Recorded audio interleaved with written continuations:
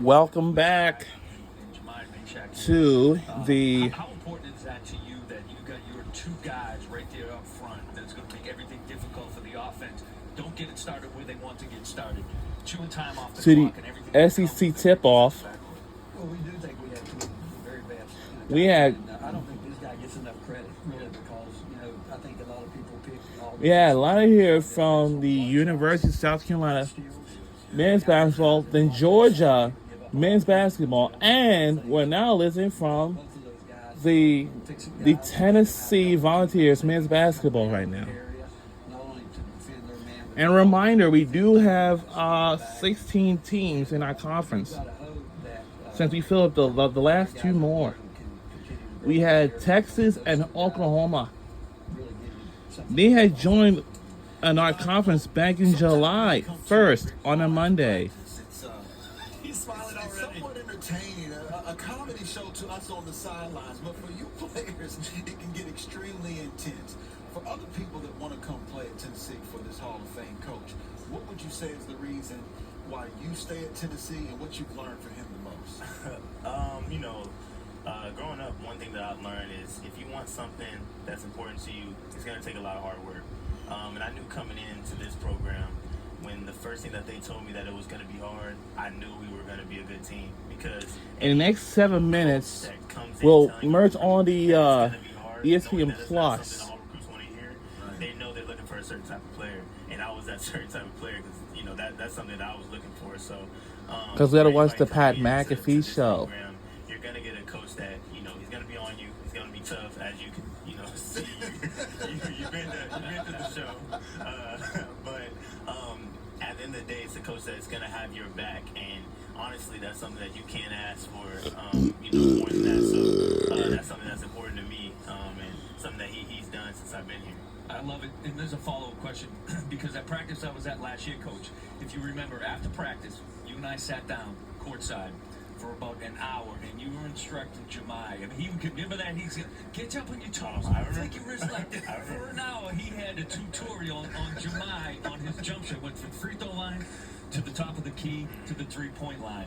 With that being said, obviously he's invested, detail-oriented about every part of the mechanics of your shot. And I know you've been working on it this past season.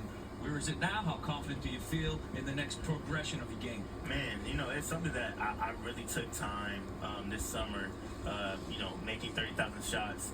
Shout out to Lucas. He helped me this summer. And that was a goal that I set with my parents coming in, that we wanted to sit down and really have something that we can put on paper, something that we can check down and really mark down to show that it's not just in your head, that you are putting in the work, that you are doing what you have to do. With a purpose. With a purpose, absolutely.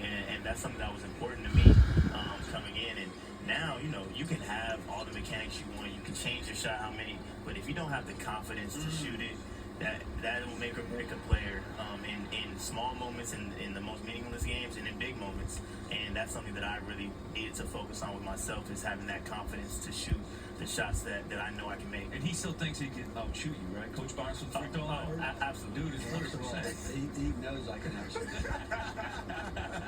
I've always told him you don't bet somebody that's not afraid to lose. We'll be switching over on SEC Network. I'm sorry, on ESPN Plus in 5 minutes.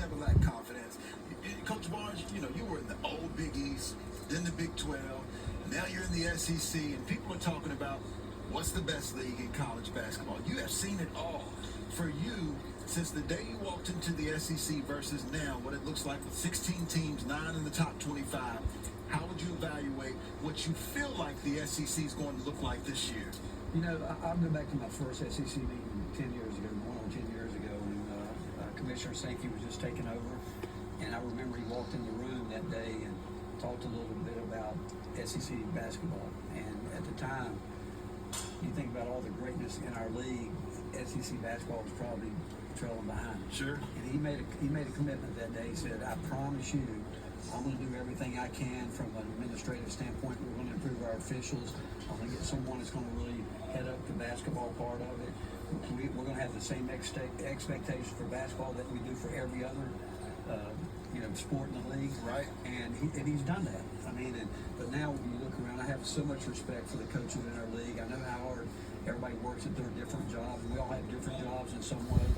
But I've always thought coaching was good in the league. But I think now more than ever, there's more of a commitment from the administrators in other programs that have made a difference. And you can't be successful if you're not given the tools to be on the same level with everybody. And I think you look around our league now, really in every sport, that's where our league can claim to be the best, because I think we all have what we need to compete at the highest level. Coach, and one of your former assistant coaches and somebody you consider family, Coach Rodney Terry from Texas, coming into the league. How does that make you feel? I mean, he's a guy that you've been very close with for so long. Well, Rodney was a part of the success that we had while I was at Texas, and I love Rodney. I love his staff. You know, Chris Ogden, Frank Hayes, other people there. Got a great deal of respect for Chris Del Conte and what he's been able to do to come in to do what the job he's done at Texas, and for both them and Oklahoma. When you think about them coming into our league, and it only makes us all better, because the more teams that come in, then you know that are wanting to win at the highest level. You either get better or you go home. You get to see him a lot more now, that's for sure. Yeah, well, the best part about that, I get to see my grandkids. That's the best part about that. Rick, you talked about it. 9 teams ranked in the AP Top 25 poll before the season. Right now, everybody thinks the SEC is a football conference. We're doing pretty well right now. We got 8 teams, so there's more basketball teams and men's that are ranked than in college football teams. All right, last thing for you, Jemima. We had an opportunity. Zakai's normally got kind of a little bit of a deeper voice. Would you say that he's got that sultry tone a little absolutely. bit? All right, so for the fans that are watching at home, it's a little bit different. I want you to grade this. This is Zakai Ziegler a little bit earlier, having some fun with helium. Let's go ahead and check it out.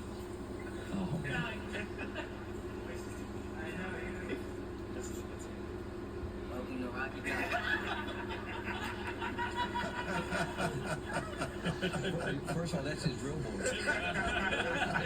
He just puts it on. Look at it. He's laughing over there. That's his real voice. His mother told me that's his real voice.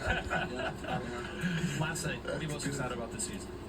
Man, you know, I love to compete, and the main thing that's really important to me is being a winner.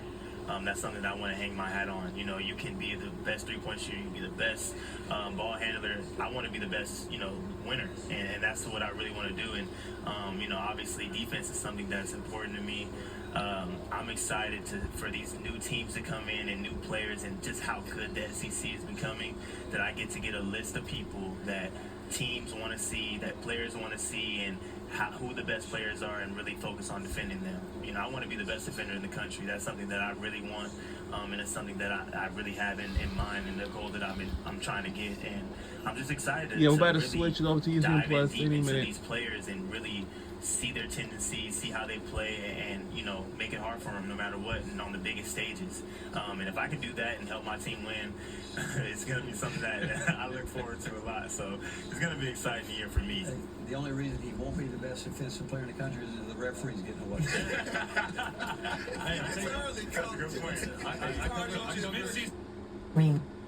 San Antonio Spurs and their 4 championship runs with Greg Popovich, and it was built on defense. When you talk about it like that, the foundation is set. You guys are right there, ready to knock it down. Coach, we appreciate the times. Zakai was great over there. Thank you. Thank you for the guests, man. Hey, This needs to be a new tradition here for SEC Media Day. That's what I'm saying. It's all about friendship, All guys. about friendship. And the friends we made along the way. There it is, the Tennessee How many of us have that? Not you, not many. I know that. I got Jemima as a friend. Hey, there you go. Always. Life. Hey, our friends, Marty McGee, are going to be kicking things off over on Saturday.